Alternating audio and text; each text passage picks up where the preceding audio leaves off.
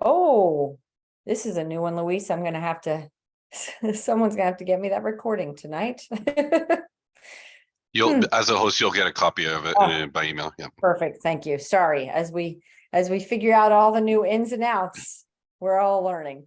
I did learn how to get my scale pad backdrop up, so I feel like that's a step in the right direction.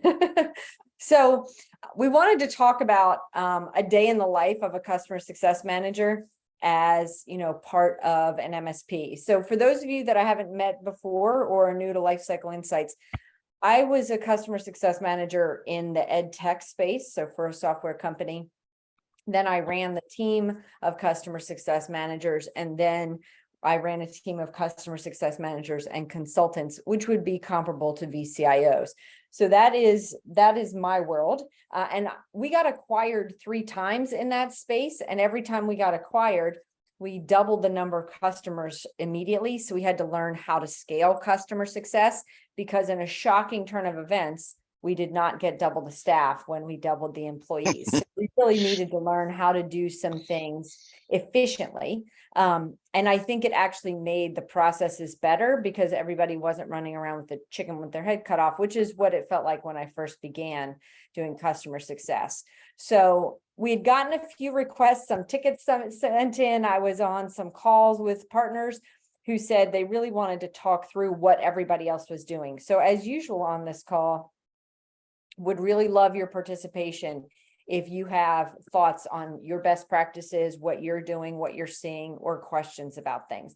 But Alex and I went through and I said, this is the way I looked at it in customer success. And he said, yeah, that's how we looked at it, for an MSP perspective. So hopefully we got close, but we're always game for feedback. And Luis, you should chime right in if you disagree with any or all things. So I have a few different phases of this. First, talking about how I first started looking at the first time we got swamped, the acquisition where we more than doubled partners in 90 days.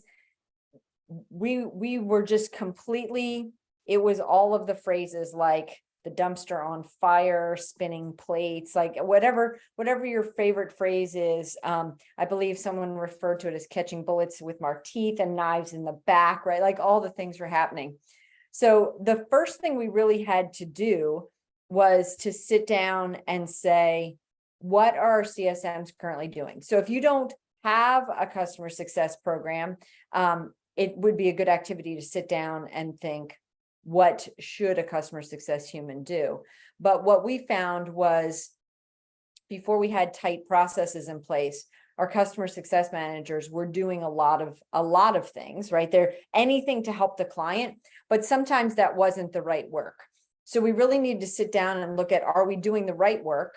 Should someone else be doing the work? And should technology do the work? So I'm curious if anybody on the call is thinking on the first one, are you doing the right work? Yeah, I'm probably doing some work that's outside the scope of my job because I either haven't found a way to hand it off, or I just am trying to help my partners, and therefore I do the work because I think other folks will be too slow, right? And like if I have to put in a ticket, it's going to take too long to solve. Does anyone feel that pain as part of their current role? Because what I found was that we started listing our teams of the work that they were doing. Yeah, Jeff put in there, absolutely correct. It's just our nature to want to fix the issue.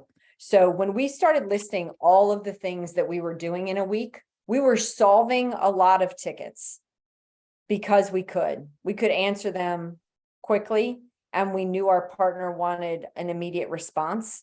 But the reality of it is we should let the ticket go through the process for a few reasons. One, if it doesn't go through the process, if there's a pattern, the support team will never see it, right? If 10 different customer success humans answer the same ticket type of, like the same email type of question and don't mention it to support will have no idea that that's a broader problem, or that we need a knowledge-based article explaining that, or better onboarding around it. So there really is a good reason on why to push it through to support. The other piece is that is their role. So they should have processes in place to answer that. And it was not easy. Customer success humans, and believe me, I am the guiltiest of this. So I get it. We're pleaser people and want to get it, want to give that immediate response and solve the problem. But sometimes you have to wait for the process. So thoughts on that? I see another comment in the chat. 100% we see that. We want our CSM to be the center of all, but they become the center of a vortex. I like like that. I'll comment just on a tiny bit of detail that I think in my case, it was not so much needing to let things go through the process as much as not trusting that there was enough sense of urgency. Yeah. Because I think sometimes the challenge is we believe as owner operators that nobody has the requisite sense of urgency, and letting it through the process is really not the issue if you know that it's going to be treated with the urgency necessary. Yeah, Brian. One of the things that's helped us mature and even work with more mature companies is the idea that everything's always tied to a process. And if there's no process, you define at least a rough draft of one. Yeah. That way, when something goes wrong, whatever it may be, you blame the process first. You're not pointing fingers. And even with the client, we define that, right? Like we define processes for everything we do. We follow them to maintain a quality of service. Yes, we have emergency processes if it truly is an emergency, right? But in order to give you the best quality of service, we're going to adhere to processes to the point where we even get the client to own the process. Sometimes we redefine processes for a certain client just because of the way they operate, as long as it fits in our wheelhouse, right? And then they feel like, okay, if something goes wrong, then they're not like getting mad at us. They're saying, hey, can we re-review this process and maybe redefine it a little bit better, right? Onboarding and offboarding is the biggest one, right? It's like, let's get this process down. So if something goes wrong, we can blame the process and not a person, right? Yeah. That's, I've had lots of stories that sort of come to mind on that. And a couple times I worked with a really large school district and I had to say, this is what happens when you enter a ticket, right? So this is what you can expect, because my husband is definitely tired of me answering at 11:30 p.m. So, this is what you're going to have to deal with. But the process for sure helps. So Andrew put in the chat, become the master communicator between the customer and your team. I always felt like customer success was an internal connector, right? I always said one thing about customer success is they're English to English translators, but they're also translating internally for the company and externally to the client. We did a whole professional development week or 3 days with our team that was all centered around keep calm and let customer success handle it. They weren't solving the problems, but they were ensuring, like Louise said, that it was getting done in a timely fashion. One of the things that we did as customer success joined the daily support calls, just the stand up support would always announce what was going on, any issues, and customer success had to listen through all of that and could advocate for something and escalate it. But that way they weren't constantly going outside of process and pinging people trying to get things done. Andrew. Yeah, I can elaborate like an example from today. Excuse my voice, we've had some bad air quality and oh yes. it's just kind of everything. So no, it's really like today one of my customers is like, hey, the security tool we use, Sentinel-1, is stopping this person from getting their job done. They emailed me, the support desk, and the account manager on the ticket. I'm like, perfect. And so I found the ticket, I increased the priority, and then I went into our Teams chat for security and said, hey, here's the ticket number. I prioritized it. Can somebody help do it? Because they're way better at probably troubleshooting that than I am, because I'm not in that tool every day. Yeah. So that was just the first thing that I thought of. Yeah, and being that extra push for communication, right? Mm-hmm. And frankly, and I believe that our partners know this to be true, and I can tell from the emails that I get, the worst thing you can do in any ticketing situation is not respond at all, right? So really, the fact that you said, I have escalated this is enough for them to say something is being done. Case in Yeah. point, like AWS went down, what, 2 days ago, and I had to send the email out to everybody, right? Which we do very promptly. And I send out, as you know, weekly emails. Every single time I send out okay, we're back up and running, that is when my inbox fills up. Not with angry folks saying, why were you down?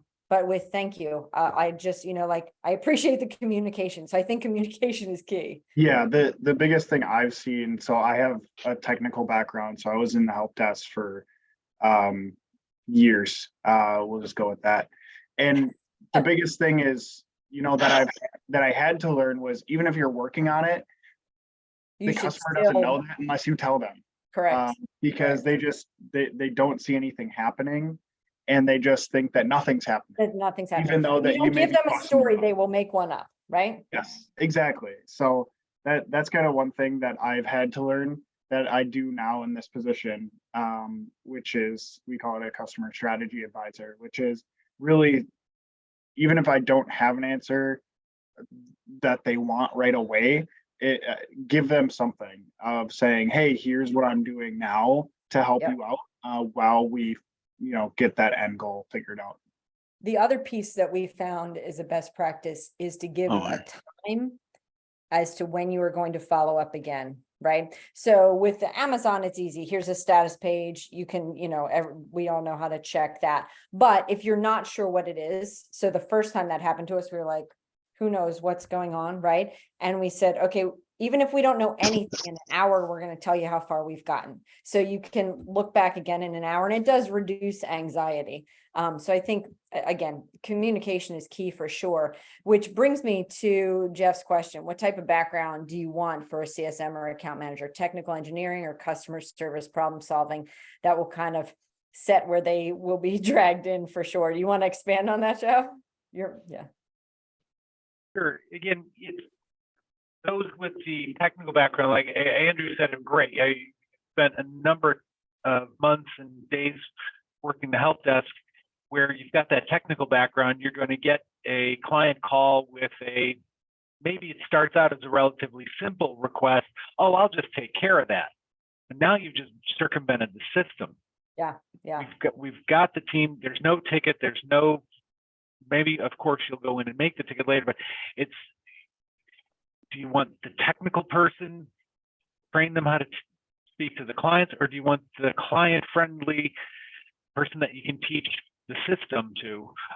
A nice hybrid of both is perfect. Those are few and far between. Yeah. Generally, a really good technical person is not always the best people person, and vice versa. So I just, share it with the group. Where have you found your sweet spot? Where's the great balance? I like being, personally, having not known anything else, I like being a technical person, because they submit the ticket, I can go review what that ticket is and be able to provide more technical information for them. Like yesterday, hey, we need 2 static IPs. So I was able to go in and be able to help define that a little bit more, in order to say, okay, what network, what are the MAC addresses, and be able to get more information, and ask the customer right ahead before the team is able to look at that ticket. So hopefully being able to say, okay, what would I need when I work on, if I were to work on this ticket, what information would I want? And that's kind of how I always approach it. And again, it's taken quite some time to not actually solve the ticket. yeah, just okay, what would I need? Okay, and then communicating that, and then saying, communicating that to the customer. And if you don't have a technical human, to train them on how to get a good use case with Manon just starting, right? And Jeff, who's also here on the team, has talked to him about, okay, we're always going to need a use case. Just saying assessment isn't working is not helpful, right? And even without knowing how to fix it, to be able to ask and say, like, can you tell me the company that you need? Or what assessment are you in? What page are you looking at, right? So to train folks on the good use case, I think Andrew is what, like, you already know what it needs to be and can do the research. But if you have a non-technical human, really getting them to understand enough to be able to say, like, I can't get to there if you don't tell me the path you took to break it. A lot of folks, especially at Evolve, I always get asked, like, who would you hire for customer success? And I, as you know, I was a high school math teacher. So I always say teachers make good, they do make good English to English translators. That's why they're in the business, right? They can explain, you know, technical math to non-technical 16-year-olds. But what they're good at is balancing priorities, which is exactly what a VCIO does, a customer success manager does, an account manager does, right? I'm going to try to solve your problem, right? I want to hear about your problem. I care about you as the human, you as your business, and I am going to help you connect the dots. The more technical they are, the more dots they're able to connect. But for sure, if you're looking for the communicator, teachers are very good at balancing the ability to meet everybody's needs and not making it about them typically. As a matter of fact, somebody on LinkedIn the other day said, we were talking about education's gone from being the sage on the stage to the guide on the side, which is what a customer success manager should do, right? They don't have to know all the things. They don't have to be standing at the chalkboard 24/7 spewing all of it out, but they need to be able to guide them. If you've done any of the marketing work around story brand, same thing. It's not that your business is the hero. Your business is helping your client be the hero, right? Kind of guide. So I think that's a bit of, I found it very telling when we sat down and actually documented what work we were doing every week, that a lot of it should have been handled by support. And it took us a little lecturing of our team, to be quite honest, to get them to stop solving the tickets. But we had to say all the things that both Brian and Andrew mentioned. Brian. You know, when you said make it all about them, it reminded me of some recent sales training we went through and kind of a new direction we're taking, where we try not to even talk tech or security. It's more, where do you feel the current state of your business is at, right? And then not leaving it at that. You know, you're asking additional questions. Tell me more about that. What does that mean? Right? Get them to really define where they feel they're at. And then followed by where do you see the future state of your business? Yeah. Right. And then again, tell me more about that. What type of business outcomes are you looking for? And that's literally the whole discussion. And then it's like, all right, let me go meet back with my team and help come up with a plan to help you reach this future state. Right. And then now to the point where we're even changing our proposals, realizing why should we just like put our whole stack there and be like, here's what we're selling you, to the point of, hey, here's what you told us. You said this is your current state. You said this is the future state you want to be, the business outcomes. And then and this is what we put together to help you reach that. And then even if you get pushed back, or maybe it's a new lead, right? And they're like, oh, this other person's cheaper. Then it's like, well, you know, we spent a lot of time on this. And I feel like we're going to help you reach these business outcomes. You know, what's changed? Has something changed? You know, should we revisit that conversation and see if maybe we should quote something different? Or we spent a lot of time on this together, and I just want to make sure you're going to reach those business outcomes. Do you mind if I help you analyze what the other company quoted you to help you understand whether Make sure it's actually solving the problem or to make pushing sure the it's gonna outcome that solve you're your looking problem the way we talked about it, right? So it's all about the client. It's all about them getting to own what they want. And if last minute, all of a sudden, they give you some objections, you don't take it personally. Again, it goes back to, you're like, well, has anything changed? Yeah, no, I just wondered what it was in the Discussion. So that's one of our new approaches that I'm excited to start using more and more. I think that is absolutely speaks to what I'm going to put the name of the book that I mentioned, if it's not already in the chat. That's exactly what I think. It's Donald Miller. It's definitely Miller. So story brand is all about that, right? How can you make it about them, not about you, right? You're helping them along the way. Let me, sorry, scrolling up. So we have one tech guy can talk to other tech guys, tech gals can talk to tech gals and understand the scope and the nature of the issues the customers raise, as well as the level of effort, but without communication, none of that matters. True. We translate geek to English, then English to geek. Absolutely. And yes, Jeff, I did know that your Alex was an ex-teacher. We've had, as was Abby. So yeah, we've had lots of conversations around that. And really they do, I think it's interesting, Brian, that sometimes when you ask those questions, they didn't even realize the problems that they were having, right? It's when you dig in further that this is how you end up uncovering sometimes shadow IT because they've been trying to solve a problem on their own, right? You're finding problems they hadn't even really thought about in a how can you be helpful scenario. The other book I always talk about is Getting Naked by Patrick Lencioni. Same thing. It's all about consulting, not about being technical.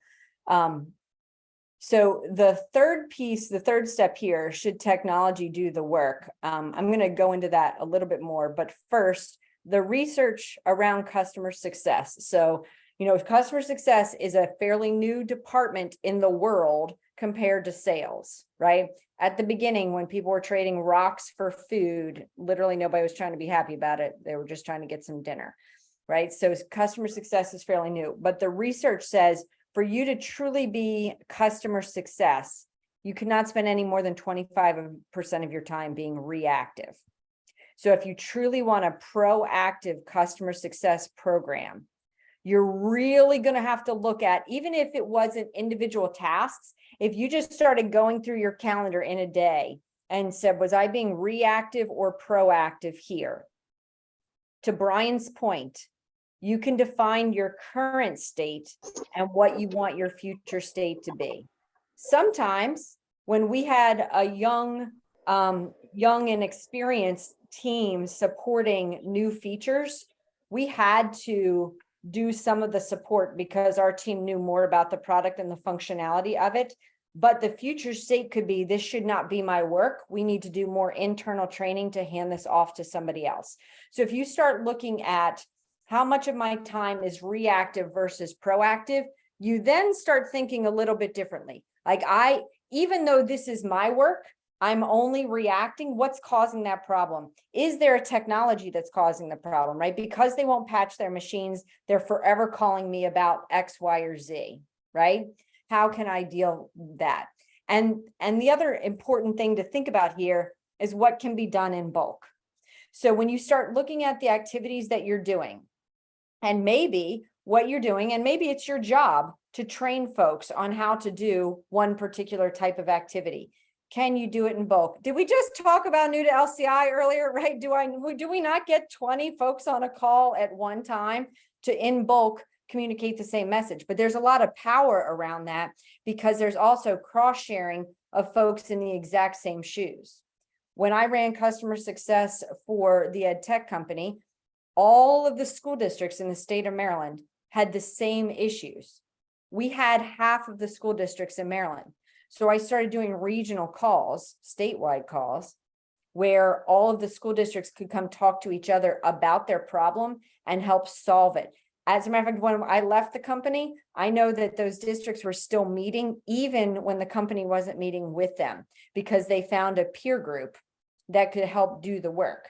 So when you start thinking about what can you do in bulk, what can be sent in automation, right? What can you get a region to, or a vertical, right? All right, I'm going to invite we've talked about this before, all my lawyers to a webinar. We're going to talk to all of our dentists about some best practices, et cetera, all contractors. And maybe if they are competitors and they don't all want to be in the same room, they can still get the same communication that can be done in bulk. One of my absolute, so I'm all about frameworks. I love a good chart that I can fill in with ideas about where we need to go. And the process maturity model is one of my favorite. So the other piece that we did is we were reflecting on the work that we're doing at the time is we looked at what was undefined and to Brian's point, didn't have a process. If something didn't have a process, it at least needed a draft of a process. And even if we were doing the work manually, we needed to do it the same way consistently, so it could be defined, right? So this manual is manual and defined. From there, a lot of times, what can it turn into? A spreadsheet. Let's face it, at some point we can do it in rows and columns, so we can do it in bulk digitally.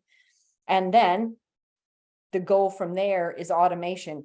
The first time I mentioned this to Alex, he's like, oh man, I think I totally got that wrong sometimes. I would often think digital was automation, right? Just because it's in a spreadsheet doesn't mean it's automated, right? So that's certainly what Lifecycle Insights aims to do. You could certainly pull all of your users into a spreadsheet and merge fields, etc. But what do we aim to do for you? Automate that, right? So, and it's only when you get to the automation piece that you really land in a transformational world. So next up was, we went through Lifecycle Insights, the platform. So beyond talking about like, maybe there's work we shouldn't be doing, maybe we should condense the work we have. We really looked at, if I was a customer success manager organizing my work for an MSP in an MSP right now, we kind of looked at it 4 different approaches. The first day of the month, I better not be just thinking about the business reviews I'm doing that month. You might not be there yet. You might be thinking, crap, I haven't even thought about the business review I'm doing next week. Find a way to kind of eat back on that, right? And make that sooner rather than later. So the first day of the month, go into scheduler. What is your process for 1 ticket per scheduled event, keeping in mind the event type, right? I've got 4, 10, whatever it is, business reviews, and I have 5 calls that I need to make, virtual meetings, etc. Who schedules those tickets? Do you have an internal process for that? From the schedule, build a process 3 weeks prior to the client meeting. So for business reviews, 3 weeks prior to that, do you have a process for this? And then review your previous business review notes for outstanding items. So as we're looking toward our roadmap, and we're working on that now. So just so you know, in the next few weeks, we'll be able to talk about kind of what's coming up in the next couple of months. We're always looking at what we know you're doing manually. Then we look at what we know you're doing in the platform that we could automate, right? So we're trying to take it from, we know there, for example, manually scheduling tickets. Is there a way we could automate that, right? So we're working our way through your process to try to automate the pieces 1 bit at a time. So if some of these things you're looking at and saying like, yeah, who is scheduling my tickets from there? Can't you just auto schedule the tickets? That's why it comes up, right? Because we're thinking about what is it you're manually doing that we can make easier for you. Is there anything else at the very beginning, the beginning of the month? Is there something else at the beginning of every month you always do X, Y, or Z? Love to hear it or throw it in the chat. And Vince, yes, we are recording this and you will get it in your inbox on Monday. So look for, get this, everybody. Luis is going to be sending out the email. We're very excited about this. So Luis G at scalepad.com should be sending the email. So yes, you will really get a recording. I think I should change it to Luis OG maybe. Oh, I love that even more. Yes, absolutely. Perfect. All right. So if you have other ideas for first of the month, throw them in there, but I'm going to jump to the next one, which is, if you have QBRs coming up that month, this is the work that you would do in Lifecycle Insights to prep for the business review. So we have headlines. They're there because we think that's important. That's what the headlines are all about, right? So I'll pause on the screen for a minute so you can screenshot it if you want to review it. And really, this is where you're looking at what contracts are expiring or about to expire, and are any of them indicative of an opportunity that I had, right? I've seen nothing but commentary around cybersecurity insurance renewals. If that customer has a cybersecurity insurance renewal coming up within 3 months, you probably need to have a business review to chat about it, right? Lots of opportunities there. And frankly, so one of my least favorite things in the world is when someone else's emergency causes an emergency on my part, right? Lack of planning on their part should not constitute an emergency on my part. And them sliding in 3 days before their cybersecurity insurance renewal form is due and asking you to fill it out sounds like lack of planning on their part is now an emergency on your part. So you can help them with this, right? So that's why the contract pieces are critical. Again, checking the last assessment, check your assets and users recommendations, right? So you really, with the recommendations, you're reviewing which ones were already in progress and do you need to update any of the status so you can report out on that? What new ones do you want to prioritize for this business review? Connect the dots, obviously, with the risk assessment. You know, check on stack alignment, especially if you're a customer success partner, where you've got that in front of you. See if there are any additional recommendations you need to do based on more reports. Review the budget, of course. We say this all the time, but it won't stop me from saying it again. Send out the agenda 2 weeks ahead of time to keep the client in the loop and to make sure if they have any fires that are burning, they let you know. So I know we've talked about on this call, but we have some new folks on, so I want to kind of restate that again. If I reached out to Joe and said, Joe, we've got a business review in 2 weeks. Do you have anything you want to add to the agenda? And Joe tells me ticket 1837. What do I not want to talk to Joe about in 2 weeks? Say it with me, ticket 1837, that's exactly right. So what am I going to do? I'm going to go get ticket 1837 moved. Andrew mentioned communication earlier. I'm going to communicate. I'm sorry, Joe, I don't know what happened. To Brian's point, the process broke, right? I'm not going to blame the fact that Jeff didn't pick up the ticket, right? I'm going to say, we got stuck in our process. We missed it. We're going to pick it up. We'll have it resolved. By the time I get 2 weeks to the meeting, Joe will be very happy. He will know that I wasn't going to wait 2 weeks because he was too important as a customer. And the other piece is, if your brain is on fire about an emergency or something that's stopping you from work, you can never think strategically. True? Right? If Joe's just worried about ticket 1837, 1873, whichever ticket it was, he's not going to sit down and answer all of Brian's questions around the business outcomes of where he wants to go, because he just wants to shake Brian and say, what I need is for my accountant's computer to work. Right. So that is why we send out the agenda 2 weeks in advance, and then always update your report builder template. Let me check chat again. Yeah, Eric, I will. These are currently in Jamboard, but I was thinking, as I told you to screenshot it, that I should download it into a deck and post it someplace. So I'll convert it to Google Deck, and then you can you'll be able to upload it. Yeah, firefighting versus fire prevention. Absolutely. So we also have a cheat sheet that Alex has been working on, kind of the 4 areas to prioritize what you're doing. I'll include that in the deck. So it's basically what I just stated, but kind of how folks have broken it down. And then the first of every week. So again, I had 17 customer success managers. And it was a little different because it was ed tech, but it was basically the same type of work.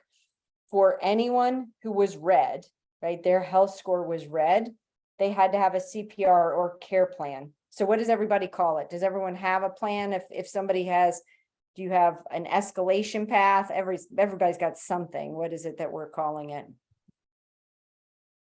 I know some of our partners say care plans, some say CPRs. Anything else? The oh shit queue. Also that action plan.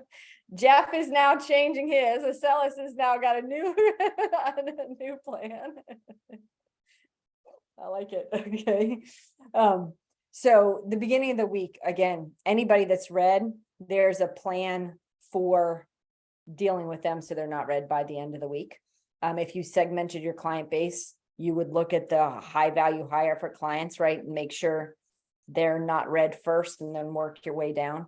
And then you do research and proactive outreach and ticket review by quadrant. So again, your top right quadrant, can you do research on customers' goals, referrals, industry trends, patterns, industry events, etc., in order to be able to inform business reviews. So you already have the work you're doing for individual clients, but proactive work requires research. It is very easy. If you don't book your calendar to do this work will never happen. Why? Because you're going to be just putting lids on pots and putting out fires, right? But if you want to get to the point where you're being proactive, you're going to, and start with 30 minutes. All right, I'm going to spend 30 minutes on Friday afternoon doing research for the next week because I want to start looking at better referral partners. Once you start getting that time, you're going to really appreciate the results from that time and will therefore find more ways to get more time, right? What else can we do in bulk? You'll learn some things from this. Auto drip content. And again, don't forget your 25% time buffer. So as you're scheduling out your week, because it really is important to schedule out your week, CSMs do have some reactive pieces. So if you overbook and don't plan for the fact that you're going to be reactive, then what happens? That's when you get the burnout because you're doing all of your work. You've scheduled so much work in a day that you're now having to spend your evenings and weekends doing that work. And that's where you lose the work-life balance. So keep that balance in mind. You can get a lot of research material in Friday office hours calls too. I'm glad you believe that. That is excellent. And then the day of the business review, prep, deliver, follow up. The follow up here, in my mind, this is the most important. Luis, am I right or wrong? That like once you get to the finish line, like it's all about stretching afterwards. Like you got to do your follow up. True? Yeah, and I think an important follow-up, even if no action plan or a particular set of steps has been designed, post-meeting, is to at least try to summarize what our understanding of the outcomes of the meeting were. Because, already one of the biggest pet peeves from clients is, yeah, we met and we never heard anything back, or they have to follow up with us. This is already, a poor client experience, of course. Yep. If you've been on any calls with me, I'll assign homework. But I think it's also important if it's a partnership that if they have homework, that's included in the follow-up, right? Make sure they understand that this is a partnership and part of the work is the work they're going to do and part of the work is what you're going to do. And then when you can hold them accountable or you let them hold you accountable, you can then hold them accountable for their piece of the party as well, right? So you can't do cybersecurity training if they're not going to let you get to their people, right? So it's got to be a give and take. And I think that's really important. So I'm curious, what else have I missed? What was the big takeaway? Is there anything I'd be curious to know what on the list that maybe folks hadn't, or something that somebody else said folks hadn't thought about, that maybe like, I'm going to go do that. I'm going to spend my 30 minutes next week of proactive time thinking about how I can add this in. Brian?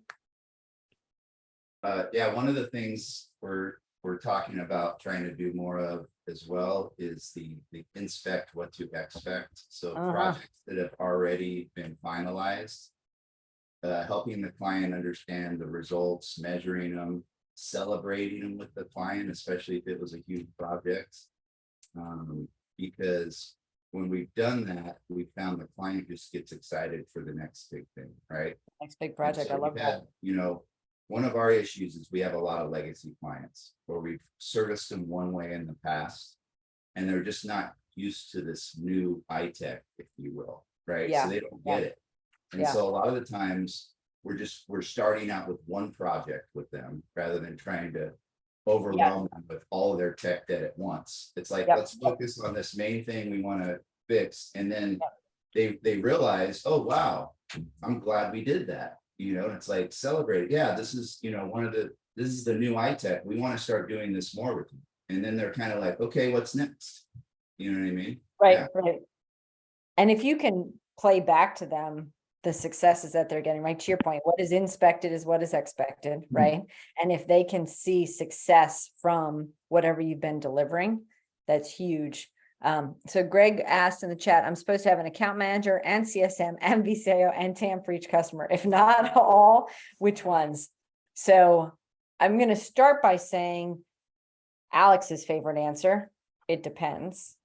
And I would also say, I would bet by segment, there might be a different answer to this. So I'm going to have some help from folks who have actually been MSPs on this one, as opposed to myself. But one of the things that we did is we would segment the customer base, and the top right quadrant, like the above $1 million a year contract, they had a senior CSM that was also you would have considered them a BCIO. They were consultative in nature, but they had an account manager or CSM that was more junior, that would do the day-to-day, the weekly prep, and the consultant came in to give that the more technical advice.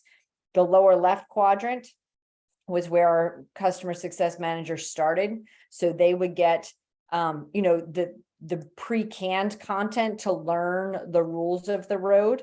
But I'm curious here what folks have to say. Any thoughts on, do we need 4 people to support a single account in terms of customer facing humans?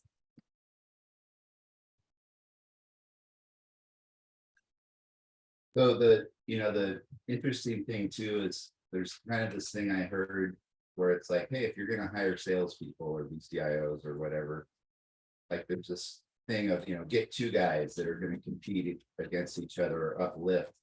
What I found is, like, in this industry, to get a really good sales guy, they're expensive.